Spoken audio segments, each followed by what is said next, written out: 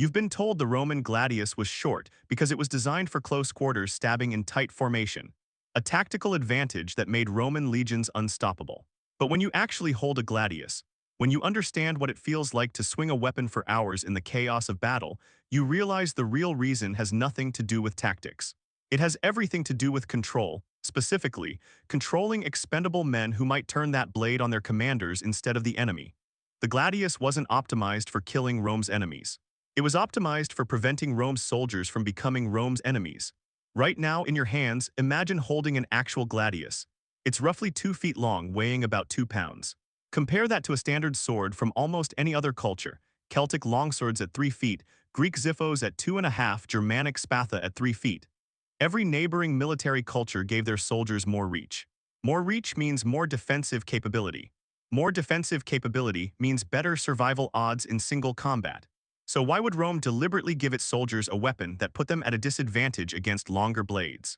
The answer is in the administrative records, the logistical documents, the punishment ledgers that tell you who Roman soldiers actually were and what Rome actually feared from them. Here's what we know for certain. By the late Republic, roughly 60% of Roman legionaries weren't career soldiers.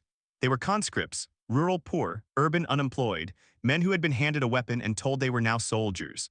The property requirement for military service had been eliminated by Marius in 107 BCE, which meant Rome was now filling its legions with men who owned nothing, had nothing to lose, and whose loyalty to the state was purely transactional.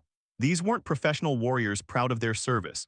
They were desperate men who needed steady food and the promise of land grants after 25 years of service if they survived. The gladius wasn't designed for their benefit. It was designed despite them. Now understand what happens when you give desperate men long weapons. A 3-foot sword can kill from a distance that makes formation discipline optional.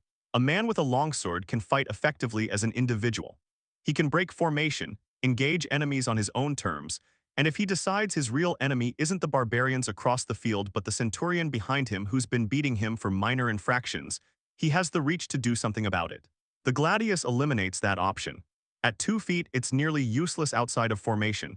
You can't effectively duel with it. You can't fight independently. You need the shields of the men beside you to survive. You need formation integrity or you die. The weapon itself enforces collective dependence, which means it enforces obedience. This is the part military historians rarely mention. Roman training manuals that survive, particularly Vegetius writing in the 4th century CE, compiling earlier tactical doctrine, are explicit about something disturbing. The gladius was designed for stabbing, not slashing, because stabbing requires less skill, less training, less physical strength. You train a conscript to thrust forward into the gap between shields. That's it. That's the entire skill set. No complex sword forms, no individual technique, just repetitive stabbing motions drilled until they're automatic. A slash requires space to wind up, requires strength to generate force, requires timing and distance judgment. A thrust just requires you to push forward when commanded. You can train a terrified farmer to do that in weeks. You can't train him to be a swordsman in weeks. Rome didn't need swordsmen. It needed human machinery that would thrust on command. Here's where it gets truly disturbing. Archaeological evidence from mass graves at Roman battle sites shows something specific about gladius wounds. They're concentrated in the torso, specifically the lower abdomen and upper thighs. These aren't killing blows to the head or heart. These are disabling wounds that cause slow, agonizing death from organ failure or blood loss.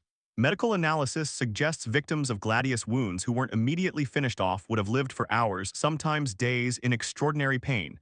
This wasn't inefficiency. This was deliberate. A wounded enemy soldier screaming on the battlefield demoralizes his companions far more effectively than a quick death. The gladius wasn't designed to kill cleanly.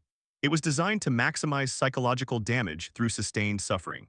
But here's what makes this weapon truly insidious when you understand the social machinery behind it. The men wielding these weapons weren't trained killers embracing combat. They were conscripts who had been systematically dehumanized through training methods that modern military psychology recognizes as designed to overcome the human resistance to killing. Vegetius describes training where recruits practice stabbing on wooden posts for hours every day, building muscle memory that would override conscious thought in battle. They practiced on posts shaped like human torsos, marked with target zones. The training wasn't about teaching violence. It was about automating violence, making it a reflex that wouldn't give you time to think about what you were doing when you were doing it. And you need to understand what your daily reality was as a Roman legionary holding this weapon. You didn't own it. The Gladius was state property, issued to you when you joined, confiscated when you left. You were responsible for its maintenance. Failure to keep it in perfect condition meant punishment, flogging, reduced rations, execution for repeated offenses. The weapon was inspected regularly by centurions looking for any excuse to discipline you. The Gladius wasn't a tool you controlled. It was a tool that controlled you through the threat of punishment for failing to care for it properly. Now add the weight of what carrying this weapon meant. You marched with it every day. 20 to 30 miles in full gear, the Gladius strapped to your right hip. You slept with it within reach. You ate with it beside you. You lived with this object designed for intimate killing as your constant companion. And periodically you were ordered to use it, not against enemy soldiers in heroic battle, often against civilians in conquered territories, against men, women, and children who had resisted Roman authority. The administrative records are explicit. When a town resisted, the standard response was decimation, killing every 10th person as an example. You would have been the hand doing that killing, with your short sword, up close, looking into faces. The psychological damage was intentional. Vegetius and other military writers describe the ideal soldier as someone who had been broken in through harsh discipline and traumatic experience. A soldier who had killed up close, who had felt the resistance of human flesh against his blade, who had looked into dying eyes. That soldier was considered properly hardened. The Gladius facilitated that hardening because it prevented psychological distance. You couldn't kill from afar with arrows. You couldn't slash from relative safety. You had to close distance, penetrate defenses, and thrust into another human's body while they screamed and bled on you. Here's the machinery that made this systematic. Roman military discipline was based on fear. Centurions carried the vitus, a staff made from grapevine used to beat soldiers for infractions. These beatings were regular and severe. Medical analysis of skeletal remains from Roman military cemeteries shows evidence of healed fractures consistent with repeated beatings. This wasn't occasional punishment. This was systematic violence used to maintain control over men who were armed and numerous. The short Gladius was part of this control system. A soldier armed with a longer weapon might use it to defend himself against a beating. A soldier armed with a Gladius couldn't effectively threaten a centurion with a staff who kept beyond thrusting range. The evidence becomes even more disturbing when you examine what happened during mutinies. Roman military history records dozens of mutinies, particularly during the late Republic and early Empire. When you read the accounts carefully, you notice something specific. Mutinies almost never involved legionaries using their gladii against officers. They used other weapons, improvised clubs, stones, tools. When soldiers did kill officers, they typically did so through other means. The Gladius was too short, too specialized for formation combat, too useless for individual aggression. Soldiers knew this, officers knew this. The weapon's limitations weren't a flaw, they were a feature. Now understand the economic machinery behind this. The Gladius was cheap to produce. It required less iron than a longer blade. It required less skilled craftsmanship. You could arm a legion with gladii for a fraction of what it would cost to equip them with quality longswords. Rome needed to arm hundreds of thousands of men. Cost efficiency mattered more than individual soldier effectiveness. A legionary's life was expendable.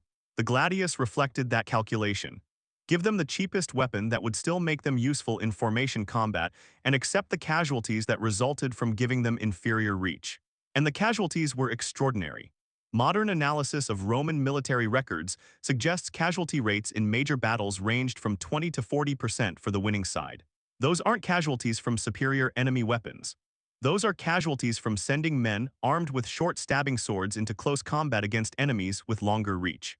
But Rome didn't care about individual casualties as long as the formation held and the objective was achieved. Soldiers were replaceable. The Gladius was designed for a military system that treated human beings as expendable components in a machine. Here's what your experience would have been holding that Gladius in battle. You're in the second or third rank of a formation. The men in front of you are pushing forward with their shields. You can barely see the enemy through the press of bodies. Someone screams the command to advance. You push forward, the formation compresses. You can smell the man in front of you sweat, fear, the copper smell of blood. The enemy is right there, stabbing over shields with longer weapons. The man in front of you takes a spear thrust to the face. He falls. Now you're in the front rank, you're terrified, your training takes over. You thrust your Gladius into the gap between enemy shields. You feel resistance, you pull back. Blood on your blade, someone is screaming, might be you, might be them, you thrust again. The formation pushes forward. You're stepping on bodies now, some are moving. You thrust down as you pass, keep moving, don't think, just thrust. The centurion behind you will beat you if you hesitate, might kill you if you break formation. The enemy might kill you if you don't kill them first, so you thrust. Again, again. until your arm is numb and you're covered in blood that isn't yours and you can't remember when the battle started or if it's even still happening. That's what the Gladius was designed for, not heroic single combat, not tactical brilliance. Mass automated killing by terrified men who had been systematically trained to override their human resistance to violence. The short blade forced you into intimate proximity with death. It prevented you from fighting individually. It made you dependent on formation, dependent on orders, dependent on the system that controlled you through fear and violence and the promise of survival if you just kept thrusting when commanded. The long-term consequences were civilizational. Rome built an empire by creating a military system that could process unlimited quantities of expendable men through a machine designed to turn them into killers. The gladius was a tool in that machine. And when you understand that, you understand something fundamental about how empires actually work. They don't succeed because of superior tactics or brilliant generals or cultural supremacy. They succeed because they're willing to treat human beings as raw material to be processed, damaged, and discarded in pursuit of conquest. The definitive truth is this: Hollywood lied because the real story isn't marketable. You can't sell action figures of traumatized conscripts stabbing terrified enemies in the abdomen and watching them bleed out slowly. You can't make inspiring war films about a weapon designed to prevent soldiers from having enough reach to defend themselves or rebel against their officers. The gladius wasn't a symbol of Roman martial excellence. It was a symbol of Rome's willingness to optimize weapons not for the survival of the men carrying them, but for the control of those men by a system that viewed them as expendable. The short blade was never about tactics. It was about maintaining a power structure that required desperate men to stay desperate, stay dependent, and stay useful until they died or were discarded.